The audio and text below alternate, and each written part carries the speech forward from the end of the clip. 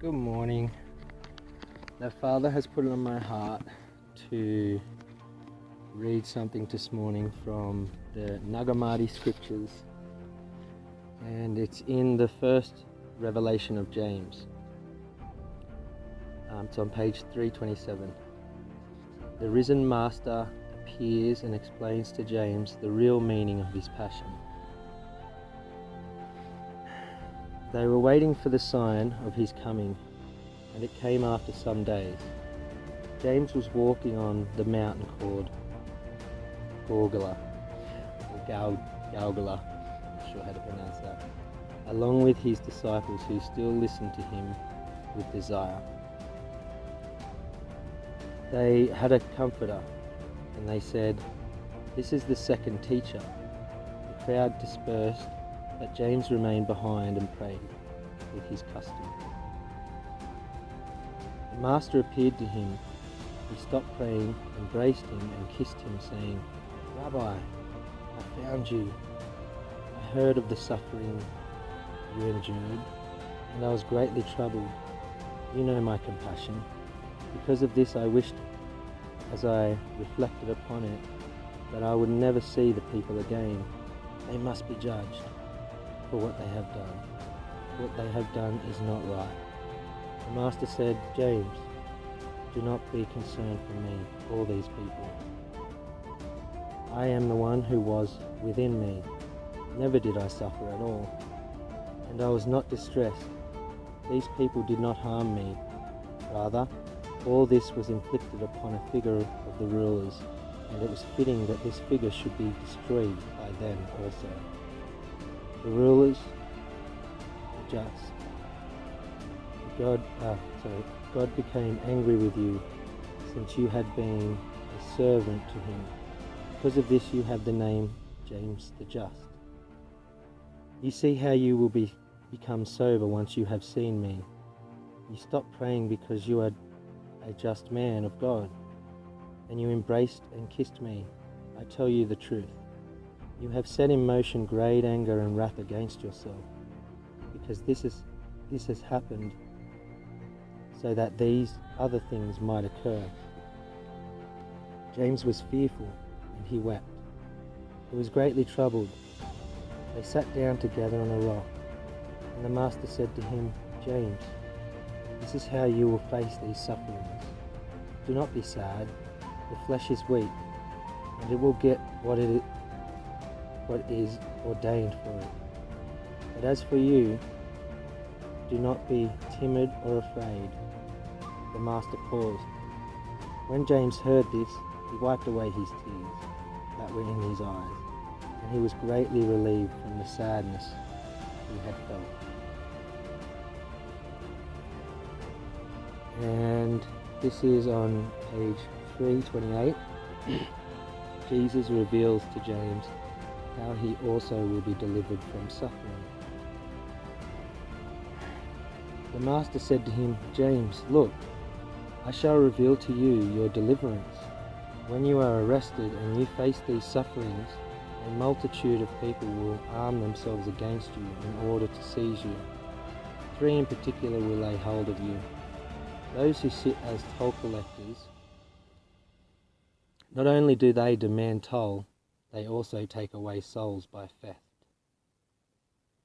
If you fall into their hands, the one who is their guard will say to you, 'Who are you, and where are you from?' You are to say to him, 'I am a son, and I am from the Father.' He will say to you, 'What kind of son are you, and to what father do you belong?' You are to say to him, 'I am from the pre-existent Father, and I am a son in the pre-existent one.' He will say to you, 'With what mandate have you come?' You are to say to him, 'I have come at the behest of the pre-existent one, that I may see those who are ours, those who have become aliens.' He will say to you, 'Of what kind are these aliens?' You are to say to him, 'They are not entirely alien, but they are from Achamoth, who is female. She produced them when she brought this generation down from the pre-existent one. So they are not aliens, they are ours. They are ours because she rules over them.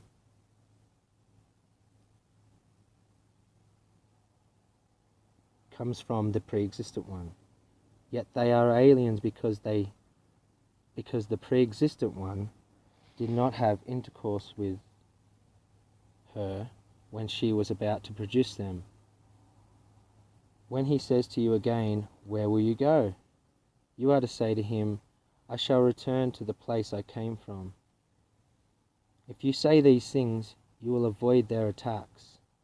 If you fall into the hands of the 3 detainers who carry off souls by theft in that place, in order to them, you are to say to them, "I am a vessel." This is more precious than the female who is your mother, as long as she is ignorant of her root. You also will not become sober again. But I shall call upon imperishable knowledge, who is Sophia, who is in the Father, and is in the mother of Achamoth. Achamoth had no father or male companion, but she is a female from a female. She created you by herself with a male, since she was ignorant of those who attained to her mother, and she thought that she alone existed.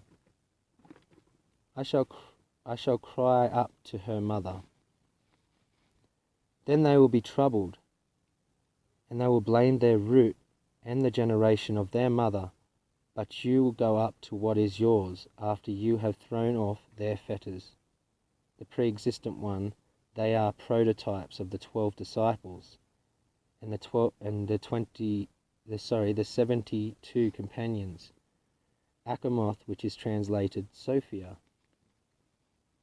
You are to hide within yourself who I am, and who imperishable Sophia is, through whom you will be delivered, and who all the children are of the one who is.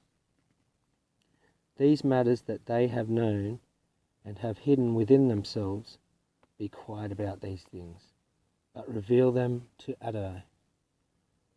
As soon as you leave, there will be war waged against this land. So weep for anyone who dwells in Jerusalem. Let Adai, I'm not sure how to pronounce it, but I'm sure it's Adai, take these things to heart. In the 10th year, Adai is to sit down and write them out. When he has written them out, and they are to give them to piece missing, he has the piece missing. The first, who is called by the name Levi, then he is to bring forth piece missing, without words, on the basis of what was prophesied earlier.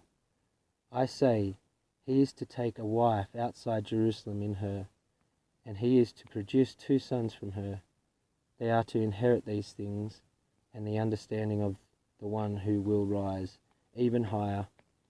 They are to receive from him a portion of his mind. The smaller is the greater among them. Let these things be shared with him and hidden within him until he is 17 years old. From them he will be severely persecuted at the hands of his fellow piece missing. He will be proclaimed through them, and he will proclaim this word. Then it will become a seed of salvation. So that's from the book, from the first revelation of James, the Nag Hammadi scriptures, and keeping in mind that we are living in prophecy, living prophecy. And have a lovely day. Love you guys. Bye.